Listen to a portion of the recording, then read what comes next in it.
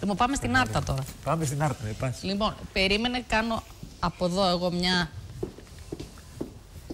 Τι θα να κάνεις? φέρω θα κάνεις, κάτι μπλουζάκια. Θα κάνεις δρόμενο, θα κάνεις event, θέλεις να σε βοηθήσει. Θες να το φορέσει αυτό το μπλουζάκι για να κάνουμε τώρα το με τα δρόμενο. μικρόφωνα, θα το βάλω μπροστά μου. Α, ναι, θα το βάλω μπροστά σου. Λοιπόν, δείξ' το εσύ να λέω εγώ. Ναι, θα δειγματίσω εγώ τώρα. Λοιπόν, συνδεθήκαμε με Άρτα, λοιπόν. Έχουμε μαζί μας τον κύριο Δημήτρη Χουλιάρα, που είναι ο πρόεδρος του Εμπορικού Συλλόγου Άρτας, και τον κύριο Χρήστο Γιώτο, που είναι ο πρόεδρος Τριτέκνων Άρτας.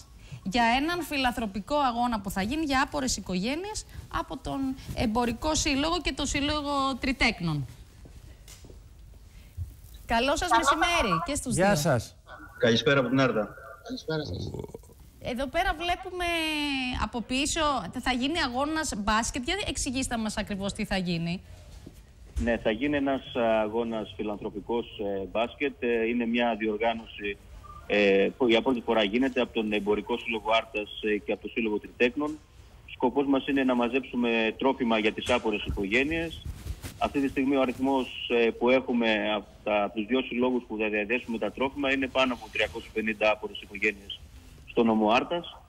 Και είναι μια προσπάθεια να διασκεδάσουμε εμείς που θα συμμετέχουμε σε αυτό παίζοντας μπάσκετ και να προσφέρουμε στις άπορες οικογένειες και στους συνανθρώπους μας.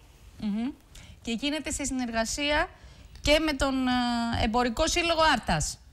Ναι, ο Εμπορικός Σύλλογος Άρτας, στον οποίο είμαι εγώ πρόεδρος, και το Σύλλογο Τριτέκνων, στο οποίο είναι ο Χρήστος πρόεδρος. Είναι μια συνεργασία που θέλουμε να το κάνουμε θεσμό και να μην μείνουμε μόνο σε αυτό, να το κάνουμε όλη τη χρονιά και άλλες αθλητικές δραστηριότητες, είτε ποδόσφαιρο, είτε handball, είτε βόλεϊ, έτσι ώστε να διασκεδάζουμε αλλά και να προσφέρουμε ταυτόχρονα. Εντάξει, πολύ κόκκινο έχει ρε παιδί μου, εμείς οι παθρακικοί λίγο, αλλά εντάξει, θα το δεχτούμε.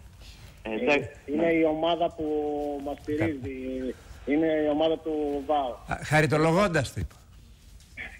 Εγώ θα ήθελα να ευχαριστήσω όλους όσους μας έχουν στηρίξει σε αυτή την προσπάθεια, τους χορηγούς, όσους μας έχουν σταθεί δίπλα μας, εσάς που μας προβάλλετε, και κατά τη διάρκεια της χρονιάς θα έχουμε και άλλες εκδηλώσεις, και ξεκινώντας από τώρα για το καλοκαίρι, για ένα αθλητικό γεγονός πάλι με πολλά αθλήματα, και αποκορύφημα τα Χριστούγεννα με το Santa Run, που πιστεύουμε ότι θα μαζέψει πάνω από 10.000 άτομα.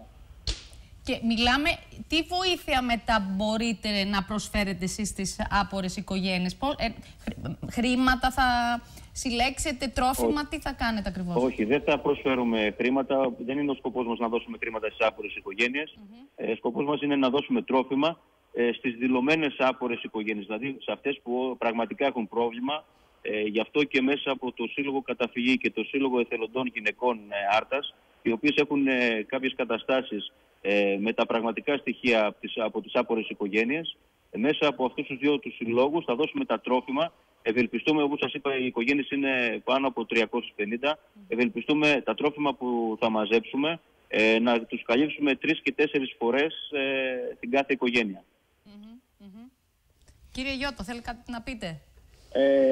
Ότι όλοι οι χορηγοί ζητήσαμε να μας δώσουν τρόφιμα, όχι χρήματα. Ωραία. Χρήματα θα δώσουν αυτοί που θα συμμετέχουν, εμείς που θα συμμετέχουμε στον αγώνα, τα οποία με τα χρήματα αυτά θα αγοραστούν πάλι τρόφιμα για να δοθούν στις άπειρες οικογένειες. Ωραία. Και πότε γίνεται για να καλέσουμε τον κόσμο και εμείς από εδώ που μας βλέπει από την Άρτα? Θα γίνει την Κυριακή 12 η ώρα στο ΕΑΚ Άρτας. Ωραία, σας ευχαριστούμε πολύ. Καλή επιτυχία ευχόμαστε και θα συνδεθούμε και πάλι για τις επόμενες κινήσεις που θα κάνετε. Θα περιμένουμε στην επόμενη εκδήλωση από κοντά. Ωραία. Θα έρθουμε γιατί μας αρέσει πολύ η Άρτα και έχουμε και είμαστε και αρρωγοί σε τέτοιες προσπάθειες. Εννοείται. Γεια σας, ευχαριστούμε πολύ.